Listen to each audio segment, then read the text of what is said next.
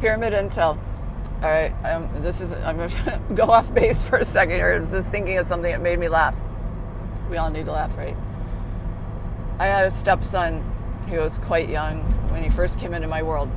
And after several years, he said, "Why do you always wear the same shirt?" And I was like, "What?" He said, "Why do you always wear the same shirt? You're always wearing that black tank top."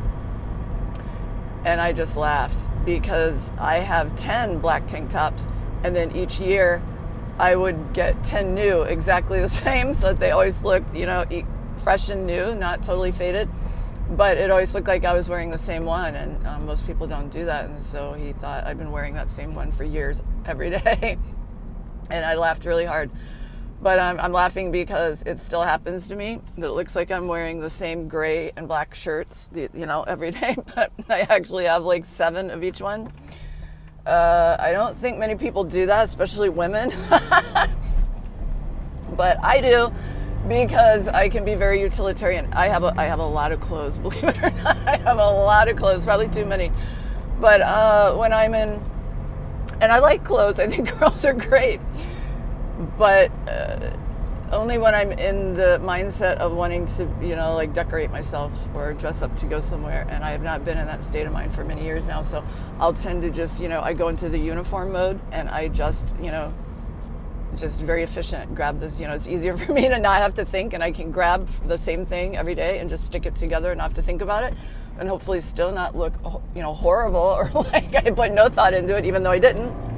So that's my explanation for that. So in one case it thinks that I'm starving to death, I'm really poor, I can't buy clothes, or I'm stinking because I'm wearing the same one every day.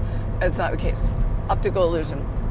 Okay, so what I really wanted to talk about, though, was I posted something earlier today that had John D'Souza, FBI agent, and Laura Eisenhower interview, where they were discussing what concerned me. Alien invasion is one topic, but I actually wanted to talk about the voice-to-skull technology. This has been around for a long time. It's been used for a really long time. Most people are not aware of this technology, and I believe most people are not really aware or believing that people can actually pick up a human Wi-Fi, pick up messages from anywhere, anyway, even without the voice-to-skull technology.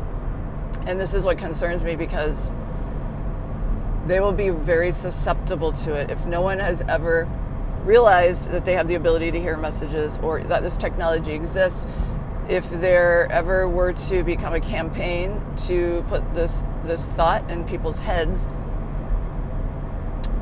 or if there has been a campaign to put thoughts in people's heads, they're not going to recognize it. So I would encourage everyone to research this topic. And I don't know what's available, because so many things have disappeared. A lot of technology that I researched many years ago, can no longer find anything about it. But it is a real technology. People in the military are likely aware of this. If you know people in the military that you could talk to about it, and I don't know if they'll be able to talk about it, but just saying.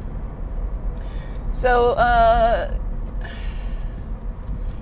it is a real thing, so that's part of my concern. The other concern is for people that are intuitive, that are already aware of hearing messages of various sorts. I want to say this. Some people are just getting started with it. They're hearing messages now, and I've been talking to several people about this, but they're not sure. They can't discern. They're not feeling confident about the difference. So that's really the point that I want to make now, is this.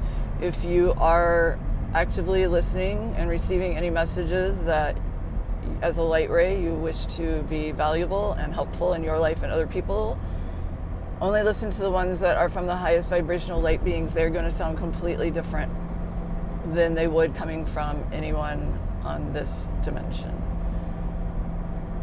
Quite different. And I don't want to give anyone any help, so I'm not going to elaborate on that for anyone who with nefarious intentions. But I can tell you that if you are receiving messages and you need to discern between various messages that you may be hearing, you'll know what I'm talking about. Talking to an extremely high vibrational being It's going to be a completely different experience. And we'll just leave it at that, okay?